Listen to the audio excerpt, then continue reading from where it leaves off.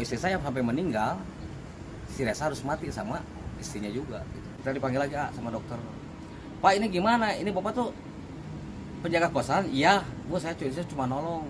Bapak bisa kan mengenalkan kami ke pihak keluarga?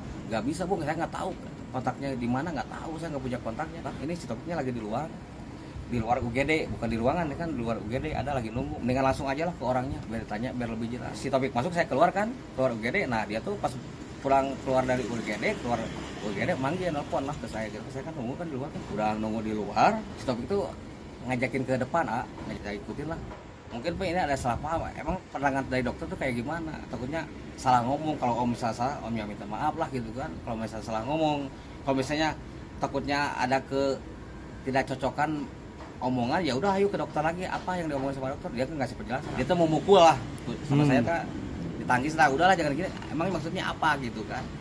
Udah gitu kita lama di situ karena takut ada terjadi apa-apa, kita langsung dibawa sama saya tuh ke jalan lah. Pikiran saya dibawa ke jalan itu supaya ada yang misah lah gitu, ada yang misahin lah. Ternyata sama di jalan juga nggak ada yang misah, makanya saya lepasin tangan, jorokin gitu kan, langsung saya lari gitu kan. Karena dia tuh bilangnya dari awal udah bawa shotgun, bukan beceng lah. Cuma ternyata yang pas di olah TKP sama Kapolda tuh, ternyata yang dibawanya shotgun rusak gitu kan. Gitu ya cuma segitu. Dari situ udah lepas kontak.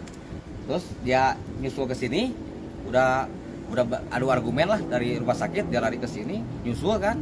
Padahal saya pasti di rumah sakit gitu kan. Sampai jam 6 nunggu kan. Jam 6 maghrib saya naik angkot pulang ke rumah orang tua, dia tuh nyari ke sini, saya bawa golok kan, ngancem kalau misalnya dia bilang.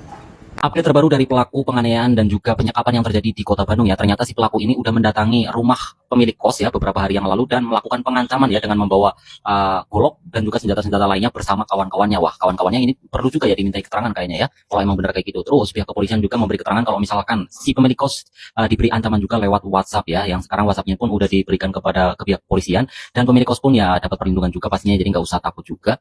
Dan si pelaku ini juga mengucapkan kalau misalkan dia bakalan dendam seumur hidup ya, dikarenakan si pemilik kos ini nggak mau menjalankan skenario yang dia suruh gitu. Bahkan dia mengatakan kalau misalkan dia bakalan memburu saksi dan juga korban, nggak apa-apa kalau misalkan dia masuk penjara katanya.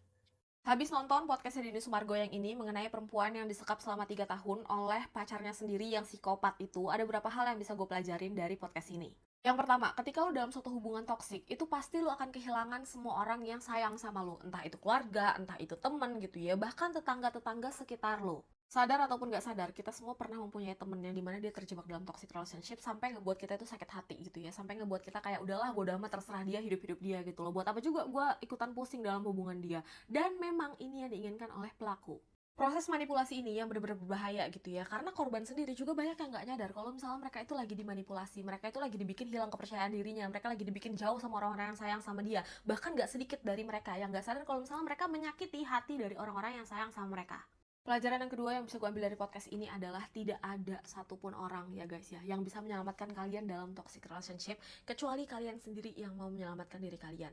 Karena orang-orang sekitar kalau misalnya ikut menasehati kalian ketika kalian belum sadar kalau misalnya hubungan kalian itu ada toxic, mereka nggak akan bisa melakukan hal apapun. Jadi please banget kalau misalnya kalian ngerasa diri kalian dalam toxic relationship gitu ya, minta tolonglah kepada orang-orang dan berjanjilah kepada diri kalian sendiri kalau misalnya kalian memutuskan untuk tidak lagi bersama dengan orang yang sudah melakukan tindakan-tindakan tidak menyenangkan untuk kalian. Kurang lebih segitu aja dari gua, semoga paham gitu ya, dan please share video ini kepada orang-orang yang membutuhkan. Peace, love, and go. Bye-bye. Iya guys, kalau kita lihat podcastnya Kang Deddy Muladi dengan mantan istri Taufik Hidayat, disitu kelihatan ternyata sosok pelaku ini Taufik Hidayat adalah temperamen dan juga kasar. Di situ sempat disampaikan oleh mantan istrinya kalau si suaminya ini atau mantan suaminya Taufik Hidayat lagi pengen, dia itu tidak romantis tetapi memaksa dan marah-marah, dan kalau misalkan tidak dilayani apalagi itu langsung kasar dan juga melakukan hal-hal yang seperti dilakukan ke Vita seperti itu. Nah, di situ kita lihat ternyata memang ini si pelaku ini benar-benar kurang ajar dan juga temperamen. Sepertinya juga ada gangguan jiwa atau mungkin berkepribadian ganda. Karena memang hal-hal yang dilakukan kepada wanita, kekasihnya, mantan istrinya itu hal yang sudah tidak bisa dimaafkan, hal-hal yang di luar nalar orang manusia normal guys. Jadi kayak ya kali lagi pengen gitu misalkan sama istrinya, masa harusnya romantis tetapi ini dengan kekasaran, dengan marah-marah, dengan cara-cara yang tidak baik, berarti memang ada kelainan dengan pelaku ini, Taufik Hidayat. Maka dari itu kita setuju nih kalau memang ada hukuman kebiri yang akan dijalani oleh pelaku Taufik Hidayat. Gimana menurut kalian guys? Silahkan berikan komentar di bawah ini sebanyak-banyaknya.